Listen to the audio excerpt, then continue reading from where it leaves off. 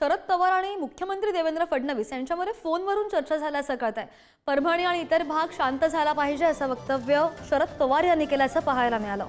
मी इथे येण्याच्या अगोदर देवेंद्र फडणवीस यांच्याशी फोनवरून चर्चा केली आणि ही परिस्थिती शांत झाली पाहिजे। राजकीय विचार वेगळे असतील पण महाराष्ट्र शांत ठेवण्याची जबाबदारी सर्वांचीच आहे, एकट्या मुख्यमंत्र्यांची नाही असं सुद्धा त्यांनी म्हटलंय। शरद पवार आणि मुख्यमंत्र्यांची फोनवरून चर्चा झाल्याचं कळतंय आणि या चर्चेदरम्यान झालेलं वक्तव्य आपण पाहतोय। शरद पवार आणि मुख्यमंत्र्यांची ही फोनवरून चर्चा, परभणी आणि इतर भाग शांत झाला पाहिजे अशी मागणी आणि असं वक्तव्य शरद पवार यांनी मुख्यमंत्र्यांशी बोलताना केलंय आणि मी इथे येण्याच्या अगोदर देवेंद्र फडणवीस यांच्याशी फोनवरून चर्चा केली असं सुद्धा शरद पवार म्हणालेले आहेत।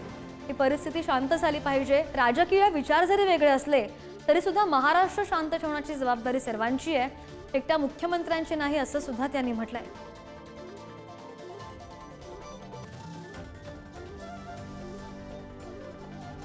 परभणी आणि इतर भाग बीडचा शांत झाला पाहिजे अशी मागणी शरद पवार यांनी केली आहे आणि याच संदर्भात शरद पवार यांनी मुख्यमंत्री देवेंद्र फडणवीस यांच्याशी फोनवरून चर्चा सुद्धा केली आहे। त्यांनी संवाद साधलेला आहे आणि विचार जरी वेगळे असले तरी सुद्धा महाराष्ट्र सारखा आहे असं सुद्धा त्यांनी म्हटलंय।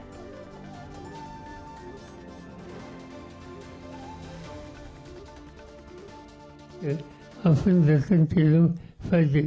गेले काही दिवस अतिशय अस्वस्थतेची आज दिसते।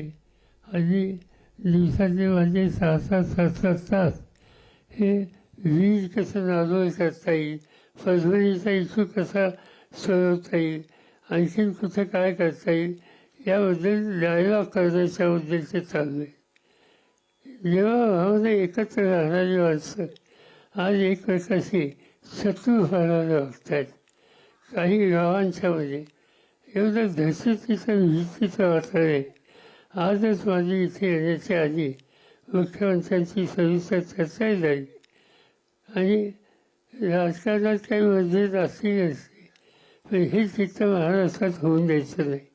काही झालं ते ऐक्य करायचंच।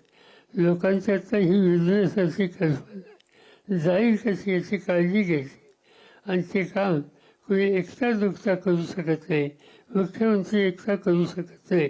सगळं महाराष्ट्र आणि महाराष्ट्रातले तुमच्यासारखे जाणकार या प्रश्नावर त्यावेळेला विचारांना उभे राहतील आणि आपला विचार हा शेवटच्या माणसापर्यंत पोहोचवण्यासाठी